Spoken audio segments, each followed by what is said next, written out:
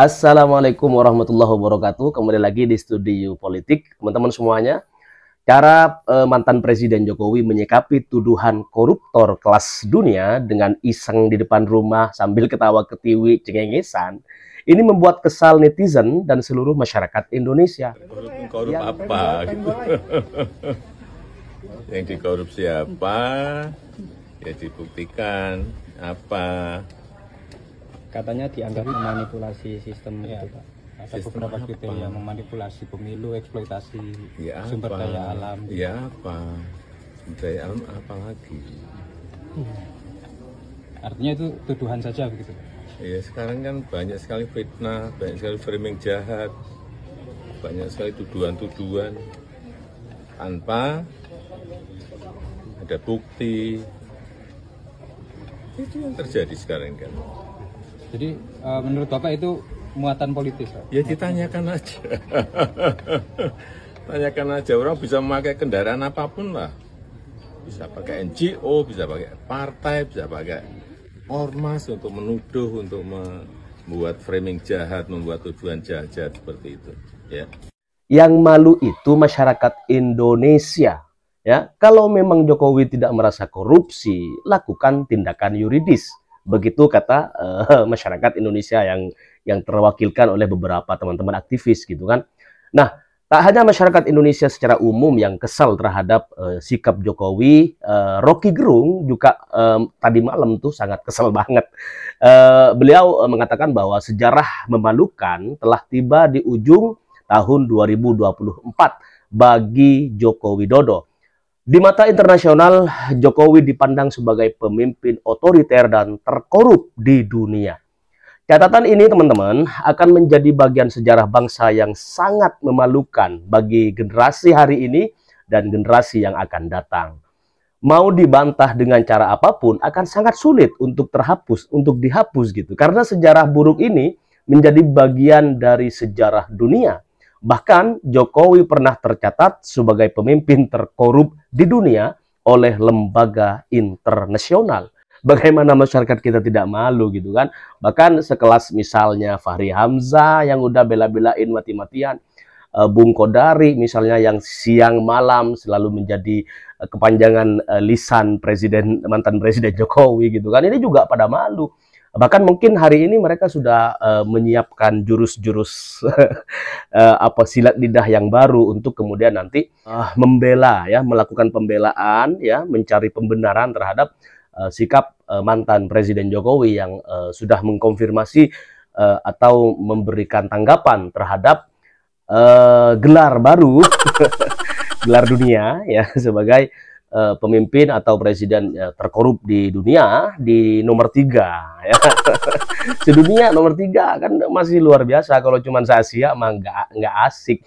Ini udah sedunia, Bung. Nah, teman-teman, selain Bung Rocky ya kan dan sederet pakar politik lainnya dan para pengamat, PDI Perjuangan juga telah membuka suara terkait Joko Widodo yang masuk nominasi sebagai pemimpin terkorup dunia tahun 2024 versi lembaga independen Organized Crime and Corruption Reporting Project atau OCCRP. Nah, juru bicara PDI Perjuangan Guntur Romli ini juga hari ini mendesak agar lembaga penegak hukum seperti Polri hingga Komisi Pemberantasan Korupsi atau KPK untuk segera memeriksa Joko Widodo dan keluarganya. Laporan ini bisa menjadi petunjuk bagi KPK dan penegak-penegak hukum lainnya seperti Polri, Kejaksaan Agung, ya, untuk melakukan pemeriksaan terhadap Jokowi dan keluarganya. Lebih dari itu, teman-teman, Guntur Romli juga mengingatkan kita semua dan semua pihak bahwa sebenarnya laporan terkait dugaan korupsi yang dilakukan keluarga Jokowi ini pernah disampaikan oleh beberapa tokoh penting di Republik Indonesia ini, seperti ekonom Faisal Basri misalnya, ekonom senior, hingga juga ada dosen dari Universitas Negeri Jakarta UNJ, Bapak Ubaidillah Badrun, yang juga pernah menyampaikan laporan dugaan korupsi yang dilakukan oleh keluarga Mulyono gitu. Waduh, hadiah tahun baru bagi rakyat Indonesia kok sangat teristimewa nih. mantan Presiden Indonesia yang ketujuh, Insinyur Joko Widodo, masuk dalam daftar finalis pemimpin paling korup di dunia oleh sebuah lembaga non-pemerintahan, yaitu Organized Crime and Corruption Reporting Project atau OCCRP. Gimana menurut kalian? Pantas enggak mantan presiden kita mendapat gelar tokoh terkorup di dunia? Nah, ini dia. Ini harus jadi perhatian rakyat seluruh Indonesia. Karena banyak yang dikorupsi, duit negara habis, maka pajak harus naik, PPN itu dari 12 menjadi 12. Yang kedua, kayaknya sih laporan dari OCCRP itu bisa jadi pintu masuk loh bagi KPK, Kejaksaan Agung, PPATK untuk segera menyelidiki harta-harta kekayaan yang dimiliki oleh mantan presiden ketujuh Joko Widodo beserta keluarganya, supaya untuk membuktikan apakah laporan dari OCCRP itu benar atau tidak dia itu sebagai presiden terkorup. Setuju? Bagaimana? Kalau enggak, kita punya presiden terkorup loh ya di dunia, oke? Ya nggak tahu, tanya yang mau tanya saya.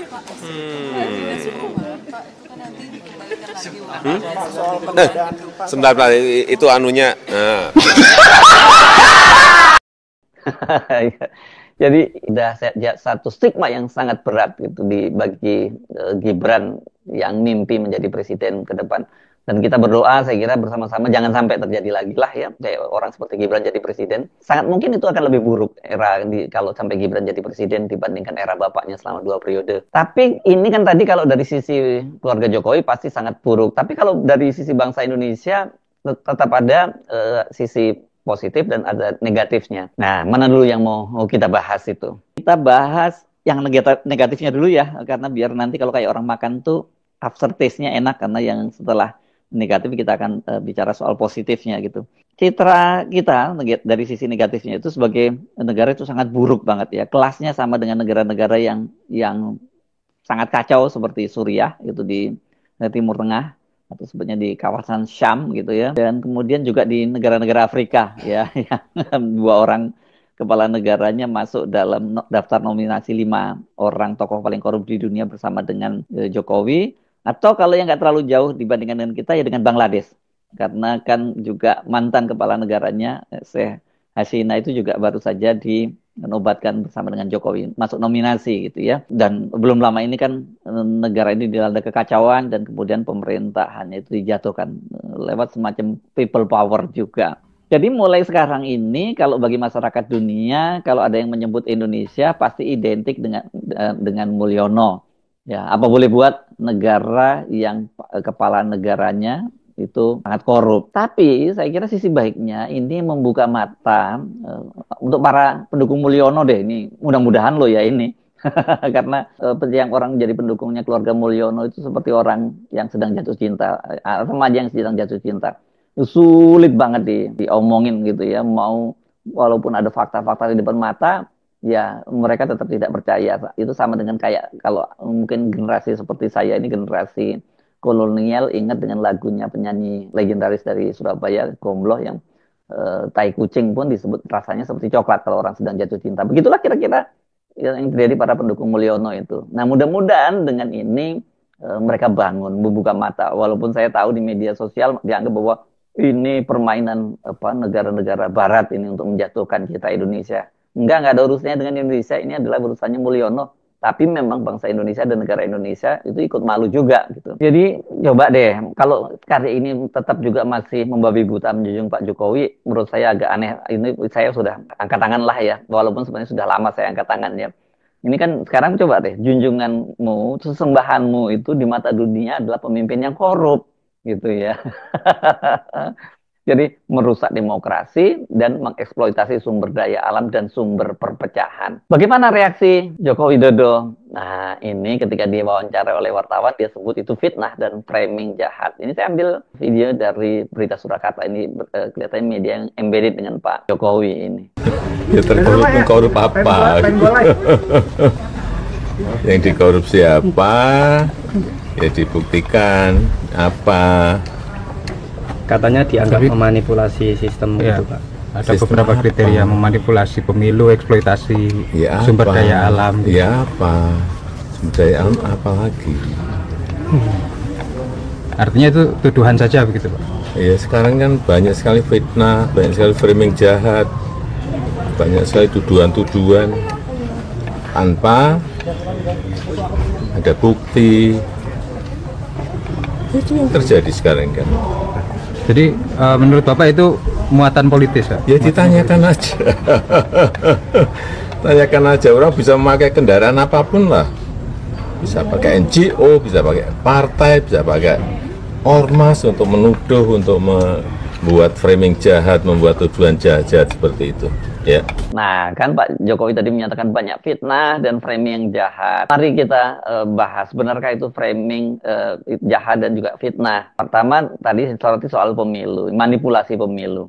Ini sangat jelas terlihat lah dengan mata telanjang lolosnya Gibran yang kemudian menjadi kontroversi karena pada waktu itu di Mahkamah Konstitusi yang memimpin adalah pamannya Gibran dan adik iparnya Pak Jokowi sendiri. Gibran kan disebut sebagai anak haram konstitusi ya. Jadi dari sini saja jelas bahwa memang Presiden Jokowi ketika dia masih berkuasa itu dia melakukan manipulasi pemilu dan juga belum lagi soal pengerahan praktek-praktek pengerahan bansos menggunakan anggaran negara, pengerahan aparatur sipil negara dan aparat penegak hukum terutama polisi yang sekarang ini viral banget disebut sebagai parcok. Kalau menurut kriterianya dari OCCRP itu mengapa Jokowi termasuk pemimpin yang terkorup di dunia ini kriterianya adalah pemerintah yang korup itu melanggar hak asasi manusia, memanipulasi pemilu, menjarah sumber daya alam, dan pada akhirnya menciptakan konflik akibat ketidakstabilan yang melekat pada diri mereka. Nah ini yang ngeri ini, satu-satunya masa depan mereka adalah keruntuhan yang kejam atau revolusi berdarah.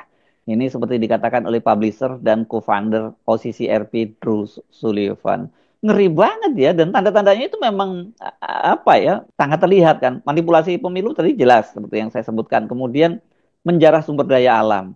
Ini kan banyak sekali proyek-proyek strategis nasional. Salah satu yang paling sekarang heboh itu adalah Pantai Indah Kapuk 2 di Jakarta.